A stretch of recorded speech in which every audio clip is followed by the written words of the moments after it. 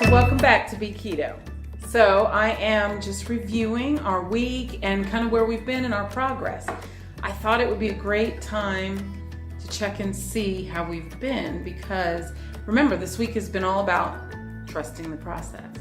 So we had planted our herb garden some weeks ago, and I think this is about the time where we were just beginning our trusting the process. And so it's been about a month, and look at what we've got.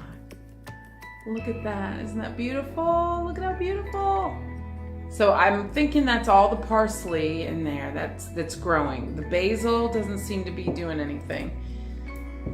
Same with our lavender and rosemary and oregano. Nothing seems to be happening in there. But remember, this week has really been about measuring our process, our progress, kind of applying all the ingredients, making sure that it's watered and getting sunlight and doing all of those things and observing and testing and sort of communicating with the process, with your body.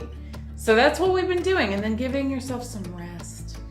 And I can tell you that it has been a nice week for most of our B Ketoers because in the process of sharing and exchanging information and ideas, one of our B Ketoers, she was like, I'm doing it. I'm going for it.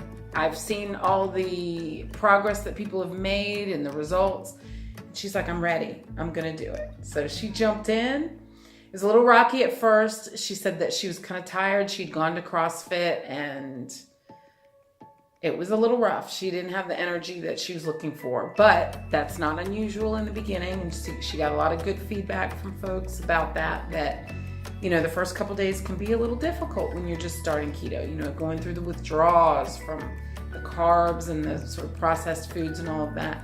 But then you get your energy back and really kind of trusting that that's what will come for her. So I'm hoping, Carmen, that you're doing well and that you're staying in the game because it was exciting to see you go for it. So very good. Also, there was just a lot of really good feedback about how to get started, because she's just getting out there and just doing it. So great feedback about making sure that you get your water, that you are getting your electrolytes, keeping those going. And then there was some wonderful cooking going on. So we saw some new ideas and people were exposed for the first time to things like cauliflower rice. Or one of our ketoers, Courtney, introduced us to liquid aminos. Now for me, I had been familiar with coconut aminos, but the liquid aminos I didn't know anything about. So that was neat to see that.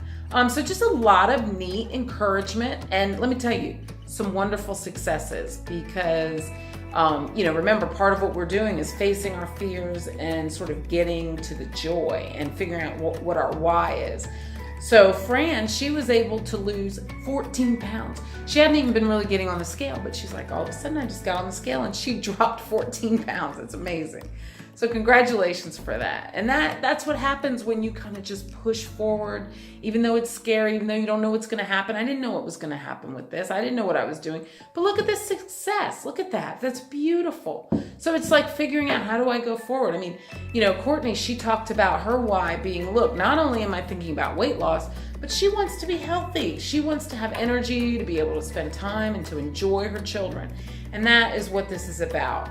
As we go into this coming week, having resolution and restoration and experiencing triumph, that's really about doing the best that you can. Do the best that you can.